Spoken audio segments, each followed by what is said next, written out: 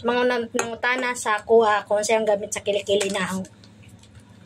Sa una talaga, nung nagbuntis ako, perting ituma dyan yung kilikili. Ang ituma ka Diyos ang gatanan. Kaya, kanang kuhan.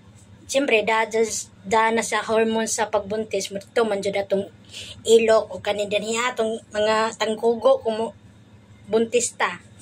Agaw yung gamit dyan, pinakadabis yun ng gamit, kahit hindi pa ako nag-abroad, is, Milko powder. Kung alam nyo yung Milko powder, basta yun. Hindi, bihira lang din ako gumagamit ng tawas. Or di kaya, dalawa sila hiyang ko, Milko, or katong sa ibon gani, ibon nga deodorant na, siya, para siyang cream, tapos ilagay mo lang siya dyan. Yun, dalawa lang yung hiyang ko dyan. Yung ibon na deodorant, tsaka yung Milko. Usually, gumamit naman ako ng tawas. Oo, pero bihira lang pag naubusan na ako. Pero dahil dumating na tayo dito sa Hong Kong, iba na, hindi na ako nakabili ng personal na gamit ko. Sila na ang nagbigay sa akin, yung mga amo ko. So, simulan dumating ako dito, dalawa yung binigay ni amo sa akin. Ito siya. Ito. Ang bango nito, guys. Ito. Ang bango. Galing to Thailand. And then, ito yung powder.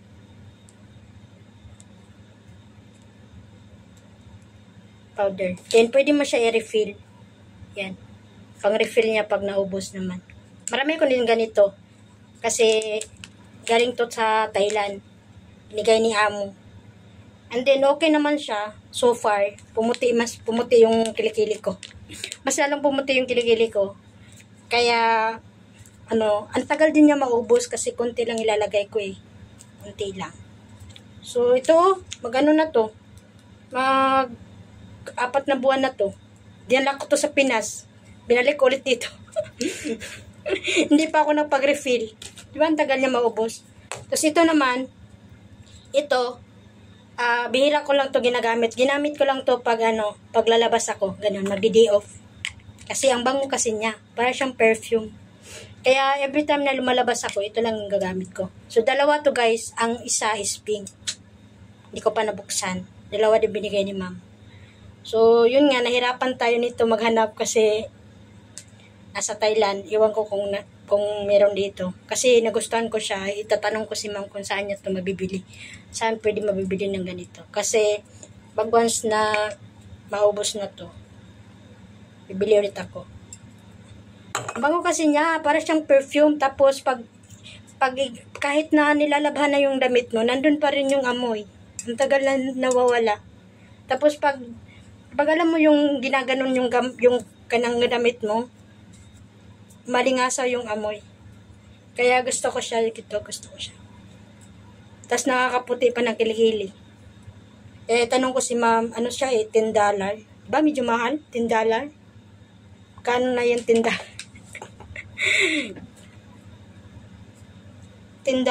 Ay, $10 na. Mahal din. Mahal din.